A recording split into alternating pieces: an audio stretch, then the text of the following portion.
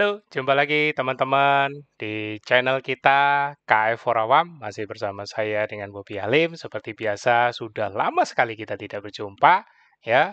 Tapi sebelum kita mulai, jangan lupa subscribe dan bunyikan lonceng, ya. Terima kasih juga untuk atensi dan dukungannya selama saya masih absen memberikan materi-materi awam selain daripada TFH. Tapi kali ini topik kita akan luar biasa. Tapi sekali lagi, semua ini tidak bisa terlaksana tanpa dukungan dari teman-teman semua yang sudah mengikuti dan setia stay tune di channel ini, KF for Awam, KFFA Series. Nah, kali ini topik kita apa tuh? Nah, pasti teman-teman sudah tahu ya, topik kita berbicara tentang dari stres, pastikah bisa berakhir maladaptasi? Bisa berakhir maladaptasikah? Apakah selalu? Ya, karena seperti mungkin yang sering rajin mengikuti TFH, pasti tahu rata-rata hidup kita ini penuh dengan stres.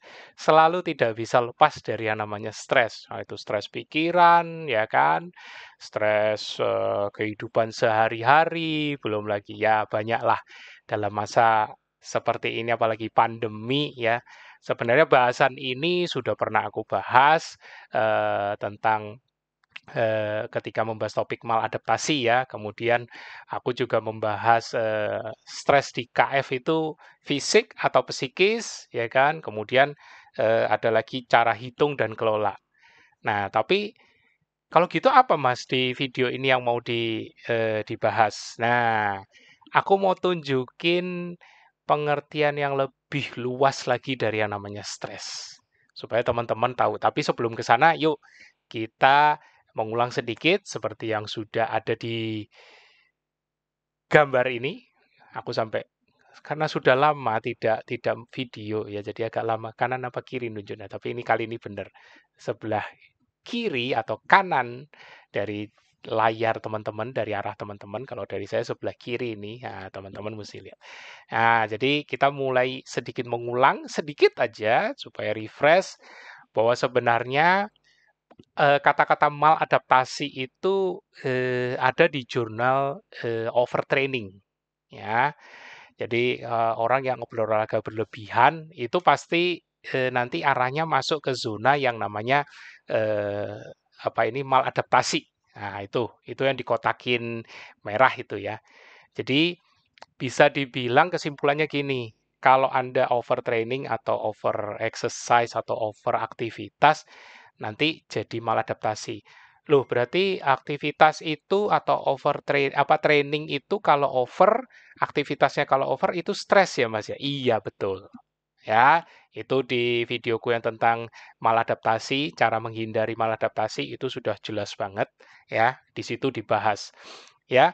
Jadi kalau gitu nggak boleh stres, Mas. Nah, ini, stres itu yang berakhir maladaptasi itu kalau over.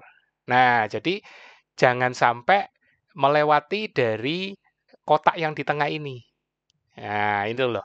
Jadi kalau teman-teman bisa memanage, bisa mengelola stresnya, ya, di dalam kotak ini tidak sampai over. Kalau over kan masuk maladaptasi itu yang di kotak merah. Kalau teman-teman masih di kotak yang oranye ini dan memberi waktu ke tubuhnya untuk recover, relax, lawannya dari stres adalah relax, ya, maka teman-teman tidak akan ke maladaptasi. Nah, itu yang aku bahas di video sebelumnya ya, termasuk yang cara hitung dan kelola dan segala macam ya. Kemudian yang berikutnya ini pengertian dari maladaptasi ya. Maladaptasi itu kegagalan ya, kegagalan dalam di proses menyesuaikan ya, di proses menyesuaikan secara cukup ya, proses penyesuaian yang cukup dan tepat. Jadi ada dua, cukup dan tepat. Jadi kalau tahu kapan tahu cukup atau enggaknya, kapan waktu yang tepat. Nah, ini aku selalu ngomong di grup, mengenal sinyal-sinyal tubuh. Ya, kadang-kadang cuman, "Ah, Mas, saya sudah tidurnya cukup, saya sudah ini segala macam, tapi badanku masih pegel-pegel, aku masih ngantuk, pinginnya tiduran." Nah, itulah cukup dan tepat itu parameternya. Teman-teman harus harus percaya sama badannya sendiri. Kalau badannya yang minta, ikutin. Jangan patokan, loh katanya si ini 6-8 jam cukup. Oke, kalau memang betul 6-8 jam cukup tidurnya, harusnya pada saat bangun setelah 6-8 jam seger. Tapi kalau belum, berarti apa? Nah, teman-teman bisa nilai sendiri, ya. Ada juga yang mengartikan maladaptasi itu penyimpangan, ya. Penyimpangan dari kondisi puncak. Ini sudah aku bahas sebelumnya, ya. Di videonya bisa diulang, ya, di kumpulan video. Nah, berarti sedikit lagi mengulang, ya. Pusat kontrol stres ini ada sebenarnya di otak kita, teman-teman. Ya. Jadi kalau berbicara apa itu stres, ya, apa itu stres? Sebenarnya stres itu adalah respon, ya. Gambar ini pernah aku tampilin ya tentang apa itu stres. Stres di KFLS itu apa, fisik atau psikis. Jadi stres itu sebenarnya adalah segala input yang diterima oleh otak kita, ya. Aku dulu sudah kasih penjelasan sampai kalau nggak salah ada 7 sensor. Nanti kita kita sedikit ulang di situ sambil lebih memperdalam lagi seperti apa stres, input yang memberikan sensasi stres sama input yang memberikan sensasi rileks, ya. Jadi ini sudah masuk materi kunci ini. Jadi stres itu segala input yang masuk ke otak kita, ya. Nah, kalau di gambar ini berarti dia lewat dari mata. Tapi kita tahu nih, sistem sensor kita banyak. Ya, nanti aku jabarin satu-satu. Nah, begitu sudah masuk lewat input, ya, input masuk ke otak ini. Nah, sama otak diproses, ya, diproses, diintegrasikan, mesti gimana ini responnya.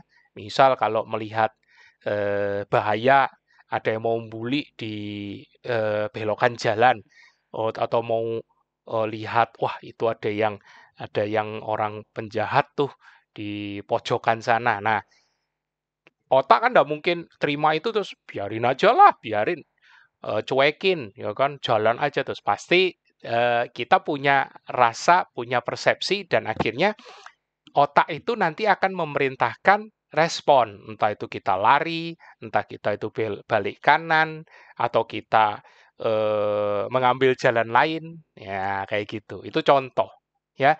Jadi selalu stres itu sebenarnya segala input, ya, segala jenis input yang, ya, yang masuk ke otak via sistem sensor tubuh kita. Itu pengertian stres, ya. Jadi secara gambar ini bisa terlihat bahwa masuknya dari sistem sensor, kemudian ada integrasi di otak kita sebagai pusat kontrolnya. Ya, ini teman-teman mesti pahami ini. Aku mau memberi general supaya supaya pengertian stres itu tidak cuman hanya top of mind-nya, aku nggak stres mas, nggak mikirin apa-apa. Nanti aku mau bedah lewat video ini bahwa sebenarnya kita itu tanpa sadar nih, banyak input-input yang membuat stres di masa modern. Di zaman modern ini, banyak banget. Ya. Nah, jadi kalau otak itu sebagai pusat kontrol, yuk kita mulai sekarang bedah. Dari otak ini kita punya masukannya apa? Ya, sistem sensornya kita ini apa? Ya, mulai dari yang pertama, yang seperti kita tahu 5 panca indera, ada mata, ada lidah, ya, ada telinga, ya, ada peraba, ya, indera peraba, penciuman. Ya, ini 5 indera ini. Ya, mata, rasa, lidah, telinga, kulit, peraba, ya kan? Kemudian penciuman, hidung. Nah, itu 5, tapi sebenarnya kita punya 7. Satu, yaitu sistem keseimbangan. Jadi kalau kita lagi jalan, wah di depan ada jembatan kecil nih. Nah, itu kita ada sistem sensornya tuh untuk menjaga keseimbangan, selain mata kita juga berusaha untuk ini. Jadi kayak koordinasi sebenarnya, ya. Kita berusaha menjaga keseimbangan kita, ya. Kemudian yang ketujuh, ya, sistem kesadaran posisi, ya. Sistem kesadaran posisi dan sistem kesadaran internal, kesadaran internal, posisi dan postur. Nah, sistem kesadaran posisi. Jadi kalau tahu, oh aku tahu nih, aku lagi posisinya agak miring. Oh aku posisinya telungkup, walaupun matanya merem, tapi kita tahu. Nah, oh itu ada sistem sensornya Mas. Betul, ada. Ya, jangan dikira nggak ada. Nanti tak kasih tahu seperti apa itu, ya, inputnya. Nah, jadi pertanyaan sekarang, loh Mas, kalau kayak gitu bagaimana taunya? Ini pertanyaan kunci ini. Bagaimana taunya input ke otak itu stres atau bukan stres? Nah, kita mulai sedikit bikin game ya. Kita sedikit mulai bikin game ya. Kita mulai bedah dari 7 itu, kita mulai dari yang pertama dulu. Ya, kita mulai dari yang pertama dulu, yaitu penglihatan. Nah, kita mulai tes nih. Kita mulai penglihatan. Merasa rileks apa stres? Ya, aku akan tampilin gambar, karena kan kalau penglihatan kan mesti lihat gambar ya, berasa rileks apa stres. Jadi ini game, ya. Nggak usah dipikirin lama-lama. Begitu gambar muncul, langsung rileks. Oh, langsung stres. Oh, cuman jawabannya dua itu. Rileks apa stres? Ya. Oke, kita mulai ya. Yuk, gambar pertama. Benar, saya juga merasa rileks. Lihat ini rileks. Ya. Jadi kalau lihat gambar seperti ini lembah, ya kan, pasti rileks. Ya. Nggak mungkin stres. Oke? Gambar kedua. Yuk, kita mulai. Nah, benar. Saya juga stres kalau ngadepin banyak soal, ya kan, ngerjain ujian online, ya, atau banyak tugas, ya, di depan laptop, apalagi sampai berjam-jam, ya. Nah, ini pasti stres, ya, bukan rileks, ya. Yuk, gambar ketiga. Nah, rileks juga, sama, aku juga rileks, ya. Saya pecinta pantai ya. Jadi kalau di pantai itu, aduh enak banget ya, angin, gitu. Aduh, itu rileks banget ya. Nah, yang terakhir tentang mata. Kira-kira nih menurut teman-teman, stres apa rileks? Ya. Wah, terpecah dua. Ada yang bilang, wah, stres mas. Enggak, rileks. Aku kan nyari diskon ya. Diskon-diskon di online shop, ya kan, produk-produk ini, ya kan. Wah, ini rileks ini mas. Ya bener juga sih. Aku juga hobi nyari diskon, ya. Tapi ingat, gimana kalau ini bedanya di sini? Nah, itu yang sampai bling-bling-bling karena nyari diskonnya sampai 2 jam lebih, ya. Akhirnya sama, nggak ada bedanya dengan tadi yang lihat laptop terus-menerus, ya. Apalagi lihat handphone terus-menerus, ya. Bahkan ada yang lebih dari 2 jam, bahkan sampai sehari-hari, ya. Sampai harian, sampai nggak selesai-selesai, ya kan. Bandingin ini, review, segala macam. Wah, nggak selesai-selesai. Ya, kebayang ya. Nah, ini yang aku mau kasih tahu teman-teman bahwa pada dasarnya dari mata aja input sistem input yang sama itu kita bisa merasakan sensasi stres dan rileks hanya dengan satu input sensor ini, mata. Pertanyaannya yang buat direnungin buat teman-teman. Dalam sehari-hari mata kita lebih banyak menerima input apa? Lebih banyak menerima input stres apa rileks? Aku nggak bisa mengukur, menilai, karena aku nggak tahu teman-teman di sana, di luar sana lebih lebih sering mengalami apa, ya? Oke, lanjut sistem sensor kedua, ya, pendengaran. Nah, Karena ini pendengaran, ya. Kalau bisa nih teman-teman, kita sedikit tutup mata, ya. Setelah aku bilang, yuk mulai, teman-teman tutup mata lalu dengarkan suara yang muncul, ya, suara yang terdengar dari video ini. Kemudian teman-teman bilang stres apa rileks, ya. Bisa? Bisa ya. Kata Q-nya yuk mulai gitu ya. Kalau aku udah bilang yuk mulai, teman-teman tutup mata lalu dengarkan. Oke? Kita siap? Oke. Yuk mulai.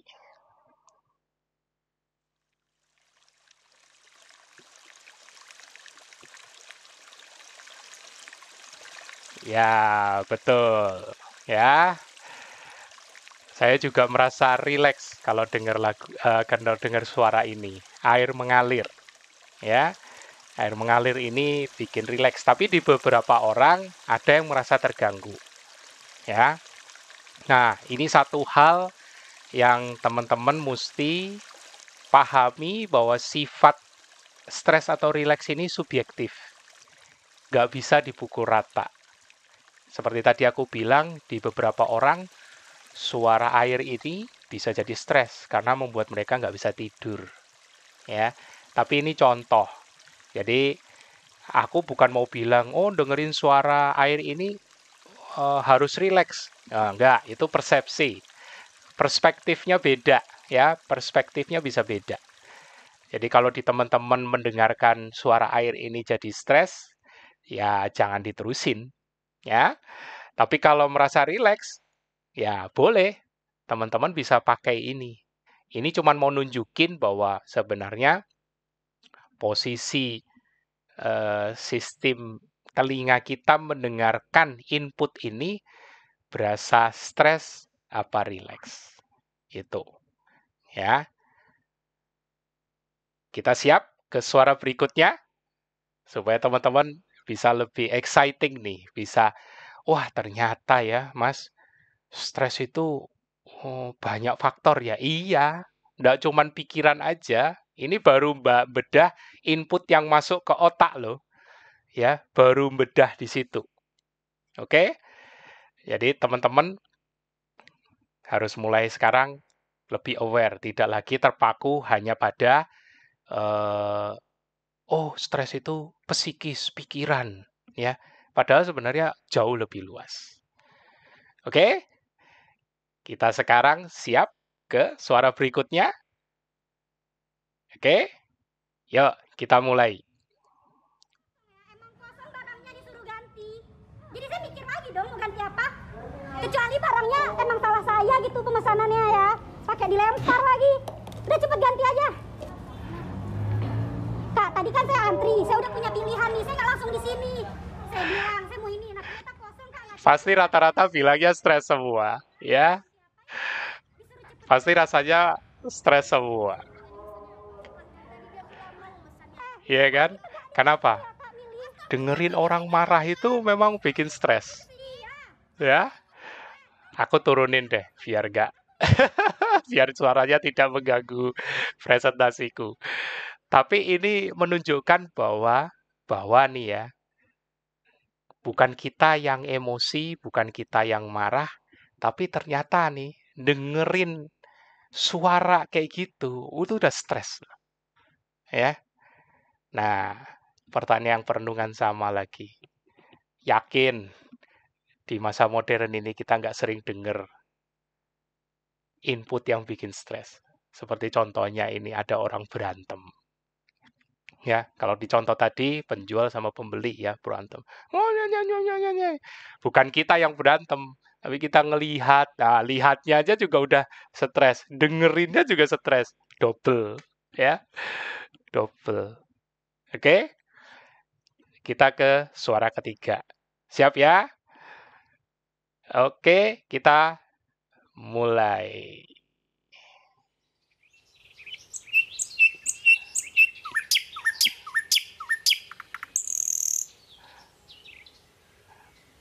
Wah, enak ya. Kalau denger kayak gini, pasti sudah rileks. Ya, Jadi ini sudah pasti rata-rata seneng dengerin burung ya, apalagi yang pecinta burung ya, itu sudah pasti jangan ditanya ya, itu pasti sudah rileks banget ya. Nah, kita lanjut ke suara keempat ya, suara terakhir ya. Udah ada yang duga, ini pasti stres ini. Ya, ini namanya juga menjelaskan betapa stres itu input yang masuk ke sistem sensor kita itu bisa macam-macam. Oke, nggak berlama-lama, yuk mulai.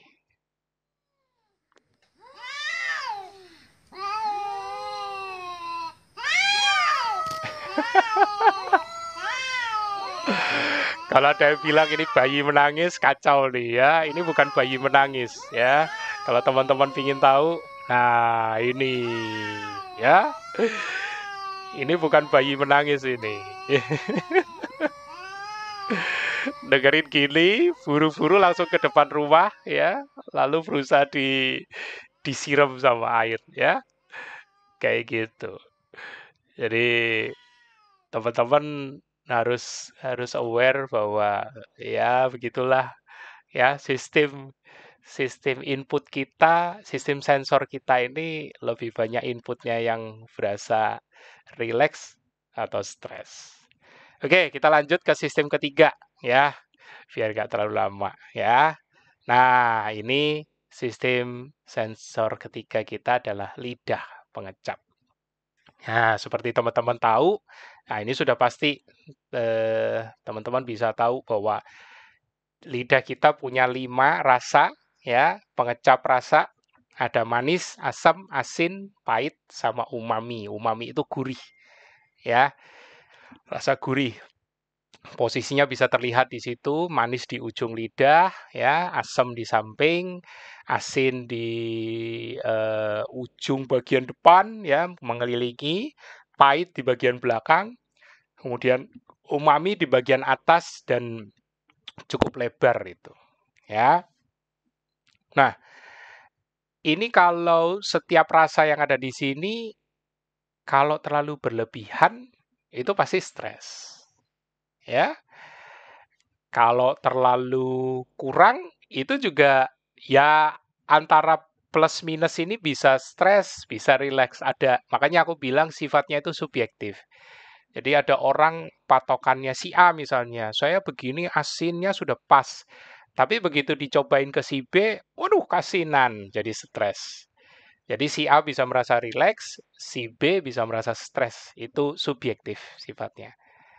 Nah, terus ada yang nanya, Mas, kalau kayak gitu pedas bagaimana, Mas? Pedas itu bukannya rasa. Pedas itu bukan rasa, teman-teman. Pedas itu sensasi panas dan terbakar. Ya, jadi itu bukan rasa. Lidah kita tidak punya sensor pedas. Tapi efek dari pedas itu sensasi panas dan terbakar. Nah, jadi bisa dibayangkan itu sebenarnya stres atau rileks. Sebenarnya memancing respon tubuh untuk inflamasi, tapi itu di lain kisah nanti ya.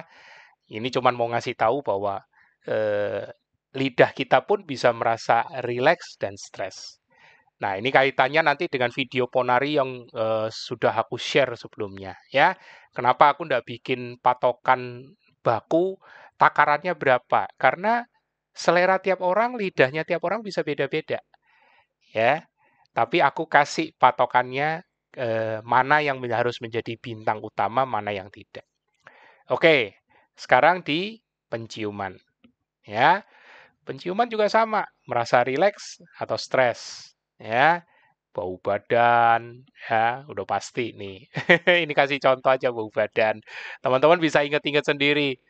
Yang sering itu mungkin kalau yang di angkutan umum ya, apalagi yang dulunya pernah zaman Metro Mini, angkot, nah sudah deh, itu udah pasti, ya, udah tahu. Nah, merasa rileks ketika apa? Ya bau badan yang sudah menikah ya istri kalau sudah mandi wangi ya kan kita kalau sudah mandi juga wangi itu rileks ya hal-hal yang bisa membuat kita rileks Nah, boleh lakukan ya. Oke, lanjut ke indera perasa. Kok perasa? Indera peraba, kulit nih ya, taktil ya, kulit. Ini cuman ada dua teman-teman ya, cuman ada dua, yaitu panas dan dingin ya. Jadi kulit kita cuma bisa merasakan itu, kecuali mungkin kalau apa tajam ya, tajam bisa bikin luka ya itu udah pastilah. Tapi ini kita biasanya aku mau ambil contoh yang sederhana aja, panas dingin ya. Panas dingin ini bisa menimbulkan ambigu. Ambigunya apa? Aku nggak usah berlama-lama, aku ambil contoh ini ya. Contoh ini. Nah, teman-teman bisa lihat nih. Nah, ini dia. Berjemur. Nah, ingat ya, input yang masuk ke otak kita ini sifatnya subjektif. Ya, penilaiannya subjektif. Kalau berjemur itu membuat teman-teman tidak nyaman, itu artinya apa? Stres apa rileks? Iya sih mas, stres sih. Panas soalnya, ya kan. Tapi katanya bagus mas buat vitamin D. Aku bukannya bilang itu salah, tapi bayangkan di kondisi teman-teman lagi berjemur, mengejar sinar matahari yang katanya itu paling bagus untuk tubuh, vitamin D, tapi jujur badannya ngasih tahu, aduh kepanasan, aduh ndak enak, aduh ini panas banget. Nah, bahkan ada jurnal yang bilang kalau terlalu sering berjemur apa? Kanker kulit bukan? Nah, itu sebenarnya apa? Stres di sel kulitnya bukan? Nah, baik ya teman-teman bisa nilai sendiri dah ya. Loh Mas berarti salah dong itu jurnal yang bilang jam sekian sampai jam sekian. Ya tergantung, itu melihatnya di daerah mana, kemudian ya bayanginnya gini deh, kalau sudah tidak nyaman, kira-kira hasil yang didapat maksimal nggak? Itu aja sih. Ya, sama dengan overtraining tadi. Olahraga bagus nggak? Sehat nggak? Oh sehat. Usaha untuk sehat, pasti sehat. Tapi kalau berlebihan, nah apalagi kalau tidurnya sampai terganggu. Belum sehat. Olahraga itu baru usaha. Berjemur itu pun baru usaha. Ya, usaha untuk sehat. Tapi kalau dilakukan di kondisi yang membuat tidak nyaman dan makin tersiksa, apalagi kulitnya makin terbakar, hati-hati. Ya, itu bisa jadi stres, bukan rileks. Berarti gimana Mas? Ya, apakah cukup hanya dengan kena sinar matahari aja? Iya, betul. Senyamannya. Senyamannya. Ya. Yang penting gini teman-teman, jangan mengingkari sinyal tubuh itu aja deh. Kalau sinyal jujur sama diri sendiri, ini kan bukan untuk dinilai orang lain ya, karena sifatnya subjektif. Jangan berpatokan kata si ini, kata si itu, jangan. Ya, jadi teman-teman harus percaya sama badan sendiri. Kalau badannya bilang, aduh ini panas ini, kepanasan, ya sudah, jangan diterusin, ya kan? Walaupun orang lain bilang, loh bagus itu berjemur, kamu kok baru sebentar udah ini. Sama dengan orang olahraga. Kamu baru sebentar olahraga kok sudah berhenti, cemen kamu. Ah, itu kalau kita tergoda itu terus kita ini, ya yang ambruk ya badan kita sendiri. Ya. Coba ingat-ingat sendiri ya. Nah, ini tentang panas. Gimana kalau tentang dingin? Betul, AC. Ini yang selalu jadi sumber perdebatan ya. Yang satu berasa, aku kedinginan. Yang satu, enggak, enak kok segini. Ya kan? Ini biasanya suami istri bisa berantem nih, atau ibu sama anak bisa berantem nih. Ya, udah marah-marah, ditambahin, wah ini udah sensor keberapa nih? Hampir 5 ya. Ini sudah kelima ini teman-teman ya. Jadi kalau lima-limanya dari mata, lidah ini semua udah inputnya stres semua, wah, kebayang tuh. Ya, oke kita lanjut ya, keseimbangan. Nah, keseimbangan ini biasanya tandanya yang paling gampang kita itu terasa pusing atau istilah kerennya itu vertigo ya. Istilah kerennya itu vertigo. Jadi kita kayak hilang keseimbangan ya kan. Atau kadang-kadang kalau kita bangun tidur mendadak itu tahu-tahu keliyeng. Nah, itu hati-hati itu. Bukan aku bilang itu penyakit. Ingat, gejala yang kita alami hari ini, pagi ini, ya, itu eh, hasilnya tubuh menyeimbangkan stres sama rileks kemarinnya, ya. Jadi pagi ini kita berasa apa gejalanya itu hasil dari yang kemarinnya. Stres sama rileksnya seimbang atau enggak? Kalau enggak seimbang, biasanya pagi ini berasa keliengan kayak gini, masih enggak enak badannya. Nah, kalau berasa kayak gitu, koreksi ke belakang, ya. Apa ya yang kelebihan, apa yang berlebihannya, gitu. Nah, contoh yang membuat ini apa? Ya, aku sih nggak nemu yang dalam kehidupan sehari-hari, tapi aku nemu ini nih, biasanya yang suka suka bikin sepaneng ya kan. Salah satu contohnya, nah ini yang suka main roller coaster biasanya anak-anak ya kan. Itu kan sistem keseimbangannya kan dikasih input nih, wow muter-muter atau kita mungkin gempa ya kan, gempa juga kadang-kadang akhir ini kalau kita sering ngalamin kadang-kadang juga berasa itu ya. Ya gempa sih nggak ada yang sampai 1 jam, biasanya cuma berapa detik, paling lama sekian menit. Tapi itu pun juga udah berasa tuh goyang-goyang, aduh kok agak pusing gitu kan. Nah gitu. Kemudian selain ini contohnya itu betul, take off ya. Pada saat take off, landing, ada perbedaan ketinggian, biasanya ini ada input di sini. Ada sistem keseimbangan kita dapat masukan ya. Ini bisa berasa rileks, bisa berasa stres. Tapi ini aku mau kasih tahu bahwa ada beberapa cara untuk merelaksasi ya kan, ada beberapa cara untuk bisa mengurangi tekanannya ya. Kemudian ya kan, kalau yang sering hiking ya, hiking di sungai atau ini ya kan, teman-teman biasanya kan harus pakai tongkat tuh. Nah, jadi ini mesti jaga keseimbangan juga nih ya. Kalau sering ini dilakukan, nah itu pasti membebani. Itu juga jadi stres karena otak berusaha memproses inputnya. Aduh, lagi melangkah di titik ini agak goyang, ya kan? Melangkah di titik itu agak goyang. Nah, kayak gitu. Oke, itu di sistem keseimbangan ke-6 dan terakhir di 7 ya, sistem kesadaran internal posisi ya dan postur. Merasa rileks apa stres? Nah, ini teman-teman bisa bisa nilai sendiri ya. Ini salah satu jenis contohnya ya. Ini salah satu olahraga yoga ya, posisinya cukup ekstrim. Ini kebayang loh stresnya seperti apa ya. Jadi memang konotasinya yoga itu menenangkan, tapi ada beberapa gerakan yang justru teman-teman mesti waspada bahwa itu bisa membebani otak kita ya. Karena berusaha mempertahankan posisi seperti ini butuh keseimbangan, butuh koordinasi dan itu lumayan ya. Selain juga kekuatan pastinya. Mas, kalau yoganya nafas, meditasi boleh nggak? Itu rileks nggak? Nah, makanya aku bilang yang dirasakan apa? Rileks atau stres? Subjektif ya sifatnya. Jadi teman-teman yang harus rasakan sendiri dari badannya. Ini yang contoh kedua ya. Jadi teman-teman bisa tahu nih.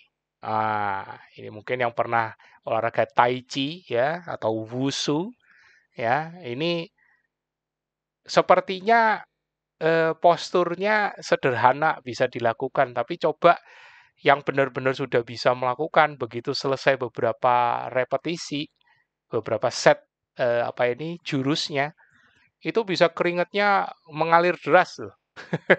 Ya. Jadi jangan dianggap enteng. Ini bukan kungfu ya Mas, bukan, beda lagi ya. Ini masih olahraga kesehatan ya. Nah, itu dari 7 sistem sensor kita sudah belajari. Nah, tapi aku mau satu kasih tambahan lagi. Apa itu, Mas? Jangan lupakan ini. Internal stress. Hah, apalagi Mas? Kok ada internal stress? Loh iya. Kan tadi itu baru sensornya yang terima input. Ya, mata berasa apa, ya kan? Tapi yang rasa itu kan ada di otak yang memberi memberi kesan atau sensasinya, ya. Atau hidung mencium apa, telinga mencium mendengar apa. Itu kan sensasinya, ya kan. Tapi otak sendiri juga bisa punya internal stress. Loh, apa aja Mas kalau kayak gitu? Nih, internal stressnya, ya. Nah, galau, emosi, takut, kepo, cemas, ya, khawatir, ya, marah, panik, ya. Jadi ini kalau kalau kita nih begitu melihat berita ya, melihat berita yang bikin kita jadi cemas. Pada saat melihat beritanya itu sudah pasti stres. Maksudnya gini, beritanya mengkhawatirkan. Tapi kita tidak kelola. Ketakutan yang muncul ini tidak kita kelola, terus kita pikirin, apalagi kalau kita sampai kepo mencari tahu, bener nggak sih? Bener nggak sih? Gini gini gini, gini gini gini. Itu kayak kayak kita punya tombol volume stres itu langsung dinaikkan ke volume maksimal. Nah, jadi sudah dari 7 menerima input ditambah otaknya sendiri juga ada internal stress yang tanpa sadar kita kencengin. Tanpa sadar kita kencengin. Kita khawatir, cemas berhari-hari, ya kan? Takut berlama-lama, panik, marah berbulan-bulan. Aduh, moga-moga jangan ya, suami istri jangan marah berbulan-bulan ya. Cukup 1 jam aja, ya kan? Habis itu segera minta maaf ya. Apalagi kalau kita di agama kan diajarkan untuk saling memaafkan. Ya, itu supaya tujuannya apa? Supaya kita nggak makin stres. Yang rugi siapa? Diri kita sendiri, bukan orang lain. Ya, kesehatan kita yang rugi. Ya, makanya di KF kita tidak hanya bicara cuma di makanan aja. Kalau sudah terjadi maladaptasi, seperti videoku yang maladaptasi sebelumnya aku pernah share, ya, penting nggak harus memperlebar jendela relaksasinya? Masuk akal nggak? Make sense nggak? Harus kita perbanyak tidur, harus kita perbanyak relaxingnya, ya. Harus kita perbanyak feedingnya, dan kita turunkan jendela stresnya. Puasa kalau perlu tidak perlu, ya kan? Olahraga juga kita stop dulu, ya. Kita harus perbanyak relaxingnya dulu. Input yang masuk ke otak kita pilih yang relax-relax, ya. Kemudian jangan lupa internal stress di otak juga. Jangan jangan dipelihara terus. Ya, betul. Kita berhak. Kita bukan berarti harus, Mas, dengar berita ini masa nggak boleh takut? Loh, betul, boleh. Tapi yang nggak boleh apa? Overnya. Kalau over artinya apa? Dipelihara enggak? Itu yang Mas Tio bilang. Pak, sampai tidur aja dipikirin. Orang zaman dulu takutnya sama macan, ya. Tapi di zaman modern, berapa banyak orang itu tanpa sadar bawa pulang macan ke guanya masing-masing. Macannya diajak tidur, ya. Macan yang bikin takut itu dibawa tidur, sampai besok juga dipelihara terus itu ketakutannya. Kekhawatirannya di aduh gimana ya, belum ada jawabannya juga dicari terus, senewen sama orang, senggol bacok, ya kan? Orang harus harus, "Oh, saya ini lagi butuh solusi begini-gini." Ya, kadang-kadang kita harus belajar ikhlas dan sabar, ya. Ada banyak karakter di luar sana, kadang-kadang kita nggak bisa kontrol semua, ya kita harus pasrah, kita harus ikhlaskan. Kita harus belajar, ini loh, kelola stres kita sendiri. Kita mesti saving kita punya otak nih. Jangan sampai kita terlalu ini, jangan terlalu over, ya. Jadi jangan sampai teman-teman nih sampai salah langkah. Karena sebenarnya esensi 5 pilar itu yang menyembuhkan ya di sini. Ya, bagaimana kita tahu kapan bisa menyeimbangkannya, ya. Makanya kalau di grup sering ada yang memberi saran, aku tidak menyalahkan ya, tapi teman-teman harus bisa memilah sendiri berdasarkan apa? Sinyal tubuhnya masing-masing. Ya, jangan sampai dibalik. Ya, karena berusaha taat protokol KF, kemudian apa aku kurang puasa ya? Apa aku kurang olahraga ya? Hati-hati. Hati-hati. Aku sudah jabarkan sedemikian detail stres ini seperti apa dari setiap input yang masuk. Ayo mulai di apa sortir ya. Mulai dievaluasi. Oh iya, ternyata selama ini input yang masuk ke otakku lihat panca indera plus 2 sistem kesadaran itu, sistem keseimbangan kesadaran itu ternyata dominan stres. Itulah. Jangan dibalik, jangan malah memperbanyak porsi stresnya. Ya. Loh, Mas katanya sehat. Iya, itu baru usaha. Tapi kondisi badanmu sudah overload stres, jangan ditambahin stres lagi. Ya. Udah lapar, ditahan-tahan supaya apa? Biar cepat sembuh, Mas. Ya gimana nggak tambah ambiar, ya. Gimana nggak tambah ambruk, ya. Katanya olahraga supaya nggak makin kurus. Tapi badanku lemes ya. Gimana ya? Ya istirahat dulu, ikutin dulu. Jangan karena berusaha taat protokol, akhirnya jadi timbangan seimbang stres rileksnya makin jomplang. Ya. Jadi teman-teman mesti sadari ini. Jangan sampai salah penanganan. Jangan sampai salah merespon. Ya. Kalau sampai salah merespon itu yang jadi kacau nantinya. Ya. Jadi teman-teman itu saja video kali ini ya. Jangan lupa subscribe dan bunyikan lonceng ya supaya setiap ada video baru yang muncul teman-teman akan selalu ternotifikasi ya. Seperti video kali ini yang aku juga pelan-pelan berusaha nyusun karena melihat dinamika yang ada di Facebook begitu luar biasa. Kadang-kadang sampai bingung dengan gejala yang muncul. Aduh, kenapa ini? Kenapa ono? Ya kan? Jadi teman-teman bisa sadari bahwa sebenarnya faktor stres itu tidak cuma di pikiran saja. Ya. Jadi pastikan teman-teman jangan sampai salah menerapkan atau memahami 5 pilar. 5 pilar bukan checklist absensi. Ya. Sama sekali bukan checklist absensi harian. Hari ini kalau nggak puasa, bukan KF. Hari ini kalau tidak olahraga, nanti masa ototmu hilang.